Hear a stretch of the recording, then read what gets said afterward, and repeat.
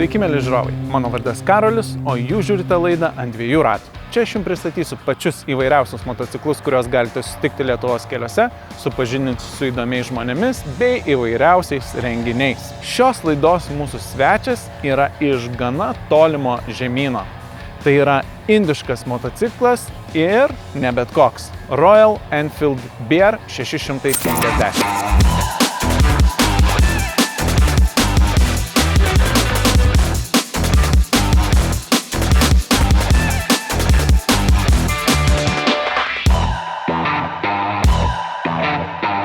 Su šio motociklo pirmtaku, kurio pavadinimas net yra čia užrašytas Interceptor, aš turėjau galimybę susipažinti dar prieš pradedant filmuoti patį pirmąjį ant dviejų ratų laidos sezoną. Tada tas motociklas man paliko tikrai nemažą įspūdį, bet aš visada savęs klausiau, ar tai buvo dėl to, kad dar nebuvau išbandęs tiek daug fantastiškų motociklų, ar dėl to, kad tas motociklas išties turėjo kažką ypatingo.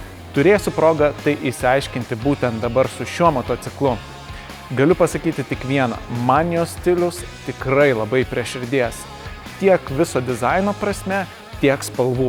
Na, o dabar belieka tik tai sėsti ir jį išbandyti, bet prieš tai, žinoma, paklausykime, kaip šis motociklas skamba.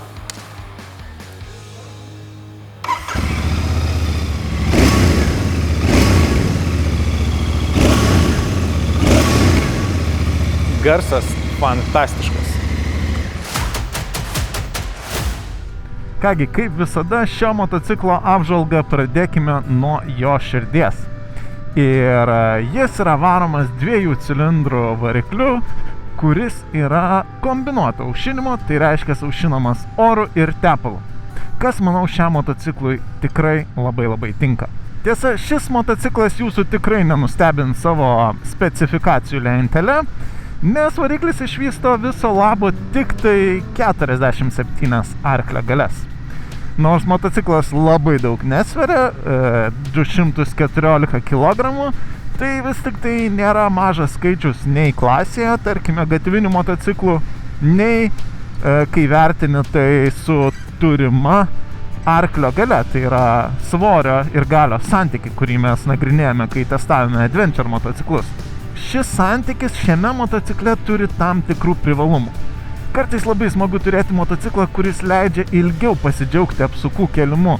Ir jeigu motociklas labai galingas, tai gali būti sunku padaryti, nes tik atsuksite akceleratorių nuo, tarkim, sankryžos ir štai jūs jau pasiekėte pirmų bėgių 50 km/h, net nespėję to pajusti.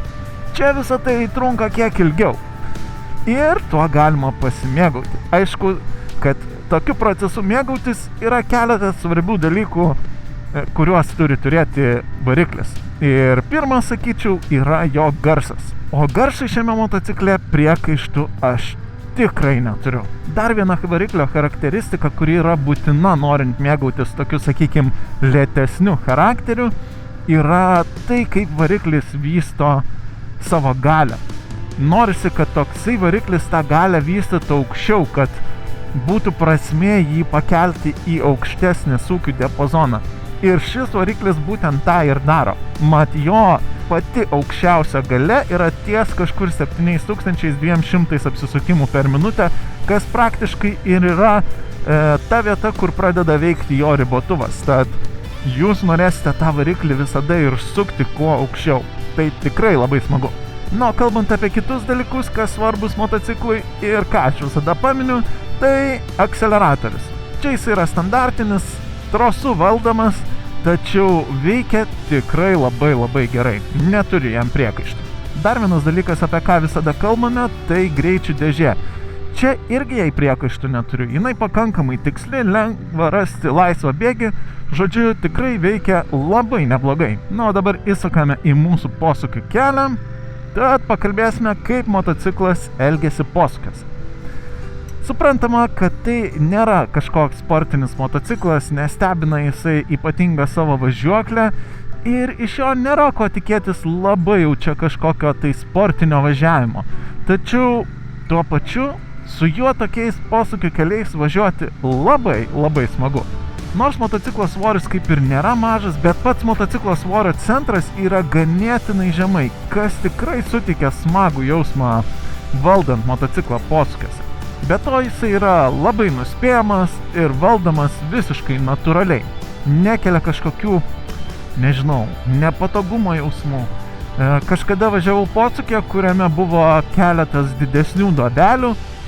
Motociklas šiek tiek sutampė, jisai taip lyg ir nebuvo labai patenkintas tą duobelę posūkį, tačiau tas manęs neišgąsdino. Kažkaip motociklas ganėtinai suteikia nemažai pasitikėjimo savim, netgi turėdamas ganėtinai paprastą, elementarią važiuoklę.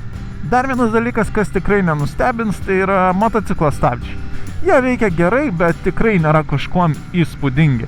Ir norint gauti tikrai efektyvų stabdymą, reikės gan stipriai spausti rankenėlę. Tad vieno piršto su šiuo motociklu tikrai neužteks.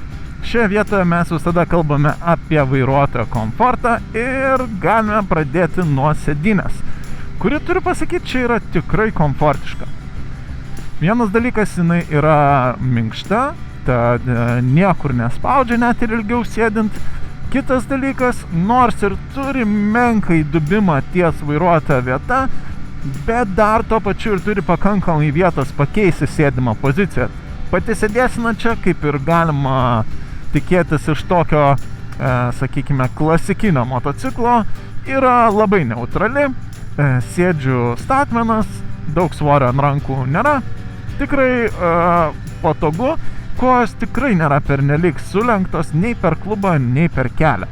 Veidrodėliai tai yra ta vieta, kur motociklai turbūt turi daugiausiai priekaištų. Pirmas dalykas labiausiai erzina tai, kad yra dvi vietos, kurias reikia priveršti. Tai yra čia, ką turi visi veidrodėliai, ir kita yra čia. Nelabai gal matysis dabar, bet žodžiu yra dar viena vieta, kurią kaip ir reikia priveršti. Bėda yra ta, kad kai reguliuojate ir pavyzdžiui, kaip dabar atsitiko, jeigu norite pakelti aukštyn, man veidrodėlis atsiveržia. Tai ganėtinai yra sunku nusistatyti tą vaizdą, kurį norite matyti. Tam ypatingai nepadeda tai, kad atrodo, jog šių veidrodėlių vaizdas yra priartintas. Visas kitos kontrolės veikia ganėtinai sklandžiai. Pats ekranėlis yra labai bazinis, jame nieko daug nėra labai daug funkcijų, kurias galėtumėt naudoti. Ir kas yra ganėtinai įdomu, nes kai eini į meniu, aš ten randu nustatymus, kad lyg tai galėčiau čia, kad rodytų vidutinės kuro sąnaudas, trip 1, trip 2, bet kažkodėl jų čia niekada nėra, kad ir kaip aš ten nustatinėčiau ir kad ir ką aš keičiau. Tai aš manau, kad čia yra kažkokia klaida gal būtent su šiuo modeliu, gal pačiai programinį įrangoj, kurią reiktų atnaujinti ar kažkas panašaus. Beje, kaip matote, ekranėlio fonas automatiškai keičiasi juodą ir baltą pagal apšvietimą, bet galima tą išjungti ir galima pasirinkti arba baltą arba juodą. Taigi, privažiuojam prie miesto ribos, pabandysime motociklo akceleraciją nuo 24 km per valandą, mažiau antrų bėgių nelabai krenta.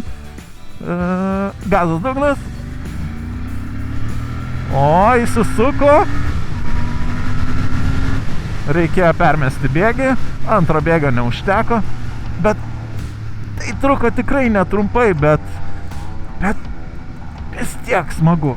Tikrai žavi akceleruoti su šiuo motociklu, nes mėgaujasi ir variklio garsų, ir to, kaip ta galia vystosi, to, kad tas traukimas didesnis ateina ties 5000 ir vis stiprėja iki pat ribotuvo. Na, o kas liečia važiavimą didesniais greičiais, čia nieko per daug nenustebinsiu, motociklas nuogas, tai apsaugos nuo vėjo visiškai nėra. Kadangi akceleratorius, kaip jau minėjau, yra valdomas trosu, tai čia nėra ir kruizo kontrolės, bet štai važiuojant 90 km per valandą, variklis sukasi apie 4000 apsisukimų per minutę ir jaučiasi ganėtinai komfortiškai. Deja, motociklas turi vibracijų, kurios jaučiasi visame variklio darbo diapazone, tiek važiuojant lėčiau ar greičiau. Aišku, kadangi jas jaučiu tiek per rankenėlės, tiek per pakojus ir tiek per sėdynę, ilgiau važiuojant jos turbūt pradėtų varginti. Štai įvažiavome į mūsų bandomojo maršruto žvyrkelio dalį ir kadangi motociklas yra ganėtinai minkštas, jis čia jaučiasi visai neblogai.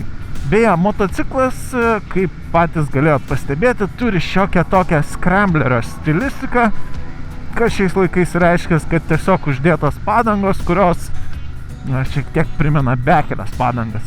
Nėra jos tikrai skirtos bekeliai, bet tokiam žviriukė važiuosite tikrai geriau negu, tarkim, su pilnai asfaltiniam padangom. Ką šis motociklas už tai turi, kaip jau būdamas scrambleris, turi išjungiamą ABS-ą.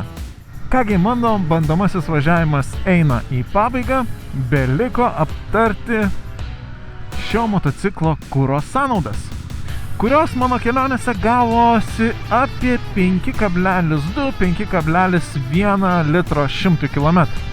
Ir tai nėra labai mažas kiekis, sakyčiau, tokio galingumo ir tokio dydžio motociklai. Bet to pačiu nėra ir labai didelis. Tuo pačiu įvertinus, kad su šiuo motociklu ganėtinai dažnai važiuoji pilnai atidarytų akceleratorium, nes tą daryti smagu ir tą darant, tarkim, startuojant nuo sankryžos, tu tikrai gali pasimėgauti ir neviršyti greičio. Na, o dabar beliko šio motociklo apžvalgą apibendrinti. Tai tikrai nėra tobulas motociklas. Jame radau ne vieną trūkumą, tačiau nei vienas jų man netrukdė mėgautis važiavimu su šiuo gražuoliu. Tačiau manęs neapleidžia jausmas, kad jis nei mechaniškai, nei elektroniškai nėra niekuom ypatingas. Ir jeigu tai visai netrukdo važiavimui, kai pasižiūri į kainą, tas šiek tiek nuvilia. Atrodo, kad už tokius pinigus galima įsigyti tikrai modernų, galingą ir kupiną naujausios elektronikos motociklą. Tačiau jeigu jum rūpi ne pačios naujausios technologijos, o tiesiog grynas mėgavimasis važiavimu motociklu ir dar tokiu stilingu, manau, tai gali būti geras pasirinkimas jums. Bet kaip visada sakau, tai tik tai mano nuomonė. Visus jūs dominančius motociklus išbandykite patys. Šioje laidoje tiek, likite sveiki ir saugus kelyje, o mes pasimatysime jau po savaitės. Iki! Laidos vedėjo saugumu ir komfortu rūpinasi Rūka ir Schubert, už kuriuos dėkojame K-Moto.